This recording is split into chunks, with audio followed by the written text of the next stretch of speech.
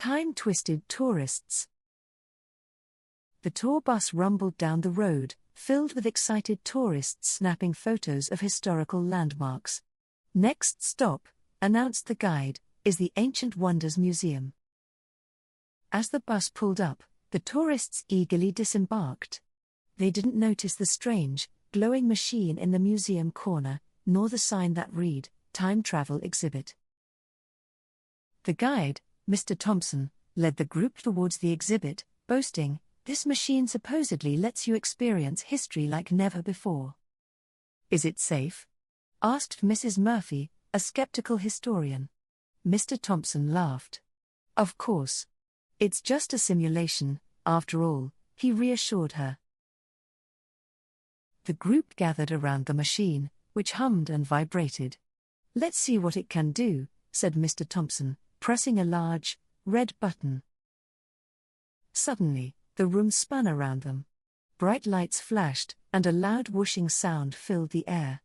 The tourists clung to each other in fear. When the spinning stopped, they found themselves in the middle of a bustling medieval marketplace. "Where are we?" gasped Mr. Thompson.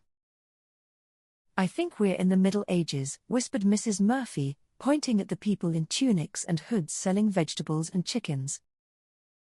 "This must be a very realistic simulation," said Mr. Thompson, though he looked worried. "Let's try to stay calm and figure out what happened." The group huddled together, trying to blend in with the medieval crowd. A young girl selling apples approached them, offering her wares. "How do we get back?" asked Timmy, the youngest tourist. "We need to find that machine again," said Mr. Thompson, scanning the area. Just then, a knight on horseback rode past them. The horse snorted, and the knight gave them a suspicious look. "Stay out of trouble," he warned. They hurried away from the marketplace, ducking into a quiet alley. "We need a plan," said Mrs. Murphy. "First, let's find somewhere safe." They wandered through the streets until they found an inn. "Let's stay here for now," suggested Mr. Thompson. "We can gather information." Inside, the inn was warm and bustling with activity. The innkeeper greeted them cheerfully. "Welcome, travelers. Rooms for the night?" "Yes, please," said Mrs. Murphy. "And perhaps some food?" The innkeeper nodded and led them to a table by the fire. As they ate, they listened to the conversations around them, trying to learn more about their surroundings. "We must be careful," warned Mrs. Murphy. "We can't alter anything here," she said. "Any change might affect the future." The group nodded solemnly, understanding the gravity of their situation. The next morning, they set out to find the machine. They explored the town, asking discreet questions about any strange devices or unusual happenings. After hours of searching, they heard a rumor about a mysterious contraption in the local castle. "That must be it," said Mr. Thompson. They approached the castle cautiously, blending in with a group of peasants delivering goods. The guards barely glanced at them as they entered. Inside, the castle was grand and imposing. They split up, searching for any sign of the machine. "Meet back here in 1 hour," instructed Mr. Thompson. Timmy and his mother stumbled upon a room filled with odd artifacts. Among them was the glowing machine. "We found it," whispered Timmy. They quickly gathered the others and made their way to the room. "How do we turn it on?" asked Mrs. Murphy, inspecting the machine. Mr. Thompson spotted a lever marked Activate. He pulled it, and once again, the room spun around them with bright lights and loud noises. When the spinning stopped, they found themselves in a new place. The smell of salt water filled the air, and they were on the deck of a wooden ship. "We've gone too far," exclaimed Mr. Thompson. They looked around, realizing they were on a pirate ship in the middle of the ocean. "Shiver me timbers," shouted a grizzled pirate. "Who be ye strangers?" The tourists exchanged nervous glances, unsure how to respond. We're just travelers," stammered Mr. Thompson. "We mean no harm." The pirate eyed them suspiciously but nodded. "Fine. Keep to yourselves." They huddled together, trying to stay out of trouble. "We need to find the machine again," said Mrs. Murphy. "It's our only way home." The ship rocked back and forth as they searched for the machine. They explored the lower decks, avoiding the pirates as best they could. After hours of searching, they found the machine hidden in the cargo hold. "Here it is," said Timmy excitedly, but the machine was covered in nets and barrels. "We'll have to clear it first," said Mr. Thompson. They worked quickly, moving the obstacles and trying not to attract attention. Just as they were about to activate the machine, a pirate captain burst in. "What be ye doing with our treasure?" he roared, drawing his sword. "We're not after your treasure," pleaded Mrs. Murphy. "We're just trying to get back home."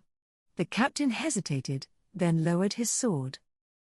"Get out of here, then," he growled. "Before I change my mind." They quickly activated the machine, and the room began to spin once more. This time, they landed in a dusty desert. They looked around and saw pyramids in the distance. "Ancient Egypt," guessed Mrs. Murphy. "We need to find the machine again," said Mr. Thompson. They trudged through the sand, trying to stay cool under the blazing sun. As they approached a nearby village, they were greeted by a group of curious villagers. "Welcome, travelers," said one, offering them water. "Thank you," said Mrs. Murphy. "Have you seen a strange machine around here?" The villagers exchanged confused looks but shook their heads. They decided to search the pyramids, hoping the machine might be hidden inside. The villagers warned them of traps and curses, but they had no choice. Inside the pyramid, the air was cool and musty.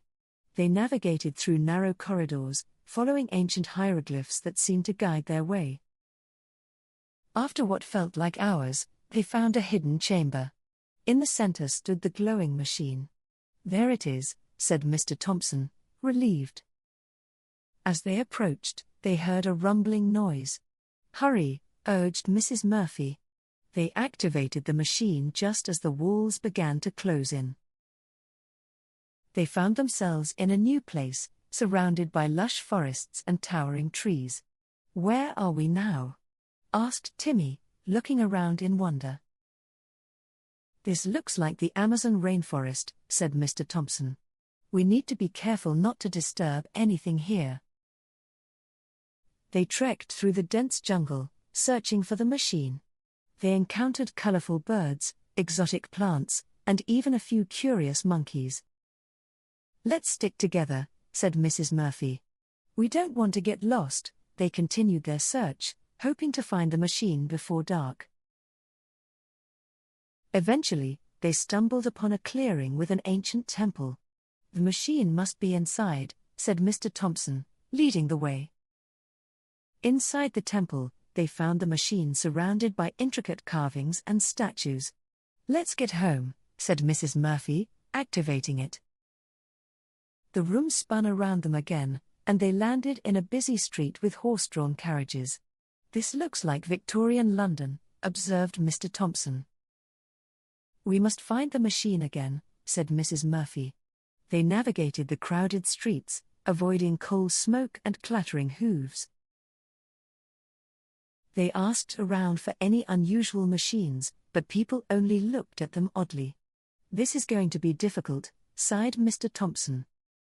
Finally, they heard a rumor about an eccentric inventor with a strange device. "That must be it," said Timmy, and they set off to find him.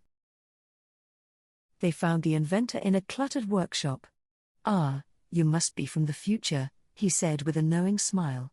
"Come, I'll help you." The inventor showed them the machine, which was slightly different but still familiar. "I can send you back," he said, adjusting some dials. "Thank you," said Mrs. Murphy. The inventor activated the machine, and the room spun one last time. They landed back in the museum. The tourists looked around, relieved to be home.